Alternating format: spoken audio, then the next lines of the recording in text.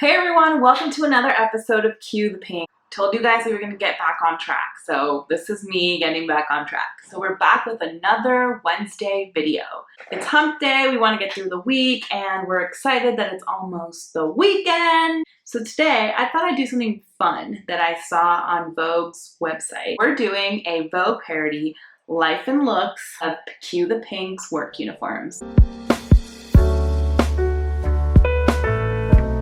Even the 12 jobs I'm about to list are still not all the jobs I've had. These jobs were like jobs that I had uniforms for. Some of them are not actual work uniforms. It's like my acting gigs or acting things that I've done. So it's like not technically a uniform, but it'll be in there. So let's get started. So I have them pulled up here in my phone, but you'll get an image of it somewhere. The first one is the surf shop, which was my first job. Surf shop it was Costa Azul surf shop. It was in Cabo San Lucas and it was for the summer. I had a summer gig. I literally worked there for 3 months. I went out to visit my sister who lives out there and they were friends with the owner. Really like well known, like he has really cool he makes his own surfboards. I obviously was not making surfboards. I was working like the store attendant, like store assistant. And it was like customer service. Pretty much everything I've done has been customer service. So best believe I have some customer service stories. The rant begins.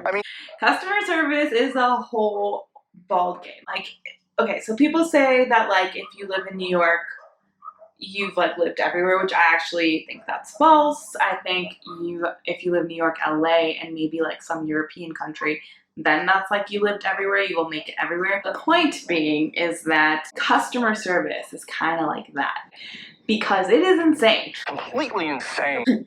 So yeah, this was my first customer service job. I mean, it was chill. It was summer break. I'm wearing, it's literally just a shirt that says Costa Azul Surf Shop and jeans. Usually I'd wear like shorts or like, you know, just a cool white top.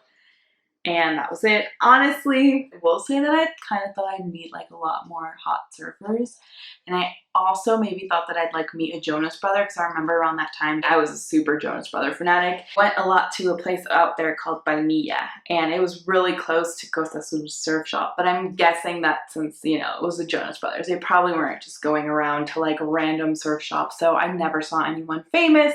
I mean, I was in love with Nick Jonas, so I felt like he would just like glance at me and be like, give me a surfboard, and I would give it to him and we would fall in love.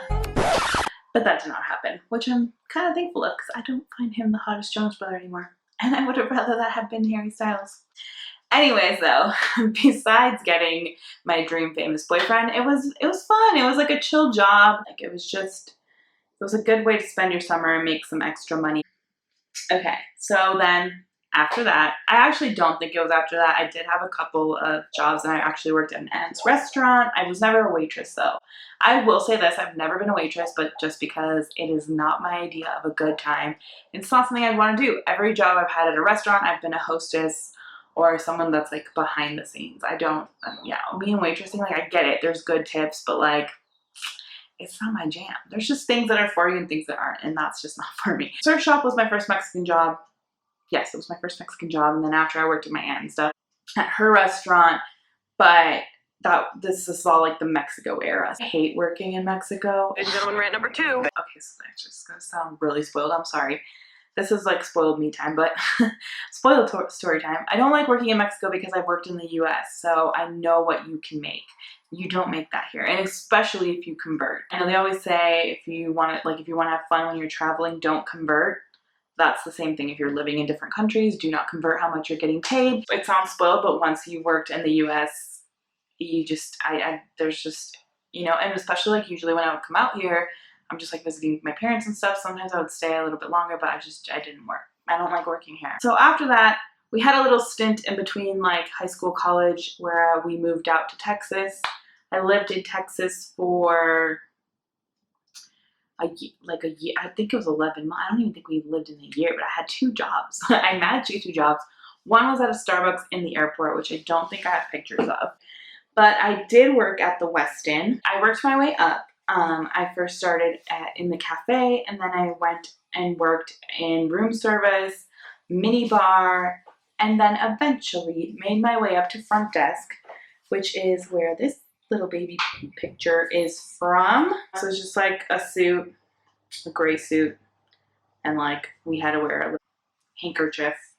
I had a really, had a really weird stage in Dallas where I just wore wigs, and we literally worked there for a while. And then I still came back to do some part of school. I had a winter break, and I remember I had like a 2-month or 3-month winter break, and they let me work at the Westin, which is really cool. I made some really cool friends there. Money-wise, I don't even know. At that point, I was living with my parents. Obviously, I didn't pay rent. Well, like I said, I moved up, but once I moved up to concierge or to front desk, it was a lot better paying. I was literally just buying things that I wanted for myself. So I think I was paid good. After the Westin, we came back. And like I said, I went back one time, but then I was living in Mexico full time at this point, and I had started college, and then I was studying marketing and decided to change my major to fashion, which I always kind of wanted to do that. There wasn't any good fashion programs out there, but we moved back. I didn't immediately work. Like I said, I was going to school, and then after I changed my major, I found a really good fashion program, and I started studying fashion. In between, I actually started taking makeup lessons, and within that, I started working as a makeup artist. We did like my cousin's wedding, so like the uniform is whatever the heck I wanted to wear. I got to do like some body painting.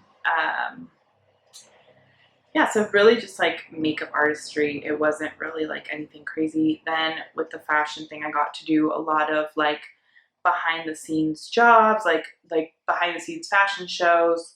So that was really fun. When I was studying the fashion program, I was doing both makeup and I was doing fashion show assisting, or like the backstage assistants for all like the fashion shows, or like productions, like video photo productions, like catalogs and stuff like that.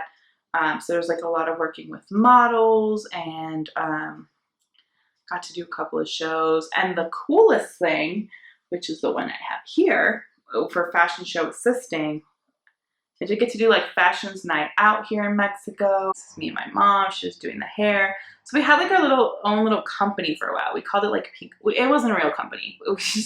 We just called it Pink Duo because it was me and my mom. Our names are both Rosie. So this is us again, kicking ass, making people pretty. We did a thing called Intermoda, which is like a huge fashion expo that they have here in Mexico.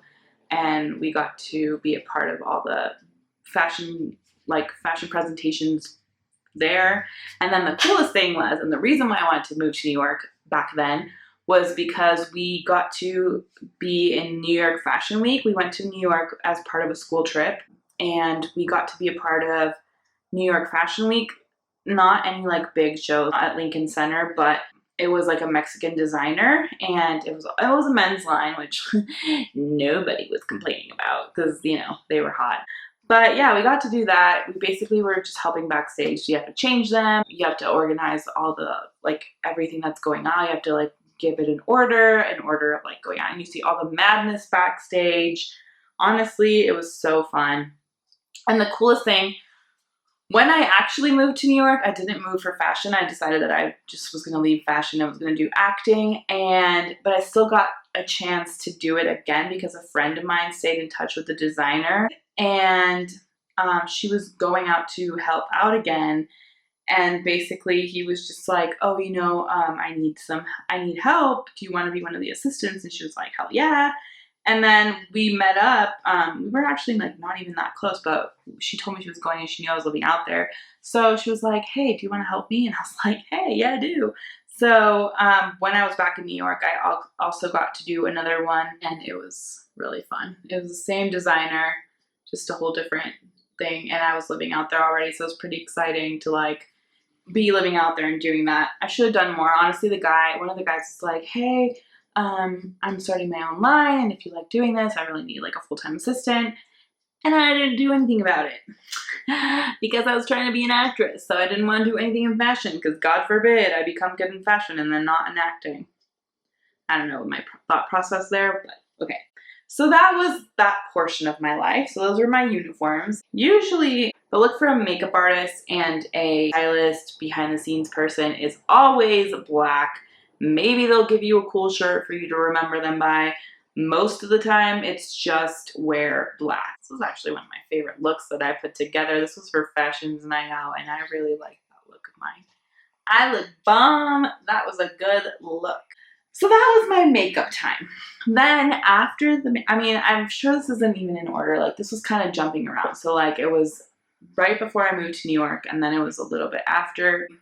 And then I left Mexico, went to move to New York. So before I actually did, I got to nanny my little beautiful baby, which I'm not going to put her face because there's some really disgusting people in the world. But other than that, I was a nanny, so I nannied for 6 months. And then I moved out to New York, which we all know that I moved to New York because I wanted to be an actress. But before any of that happened, I worked at a place called the Hudson. Now the Hudson was, I talked about this in my first video, that job that I didn't take care of, that was at the Hudson. The Hudson was cool because, well, a lot of events happened there. The Birdman movie premiere was there, and then when I was rewatching Gossip Girl in season 2, where she does the party is the Hudson. I'm gonna put clips of that. When I found that out, I was like, oh, this is amazing. It was rough, and it was rough because of the hours, whatever. All that aside, there was a couple of uniforms. Like, very relaxed because the restaurant portion of the Hudson was like kind of like a fast food idea. Like, you would get a tray and like it wasn't like fancy. It was like go up to the window, get your order, and like sit down. It was kind of that vibe. We did end up moving to this uniform, which is not my favorite. It's like cowgirl. And then like sometimes there was an outside restaurant, so when I would hostess out there, I would wear something like that. Or sometimes I would just be able to wear whatever I wanted, and this bear was my boyfriend. They had like different, so it was like a connecting restaurant. And I was basically a hostess, a morning hostess. And at the time, I also was a cashier. I started as a cashier and made my way up to a hostess. As I'm talking about this, I'm realizing that I moved my way up in a lot of jobs. I'm pretty proud of myself. I've never noticed that. So I worked at the Hudson for 8 months. I think we went over this in the first video. I just never named the place. I had a good time there. I liked working there. I hated it as well. It was like a love-hate relationship. So I liked it. I was making bank, and then I hated it. It was way too early, and I didn't do much. So yeah, that was the Hudson. Okay, so I'm gonna cut you off there.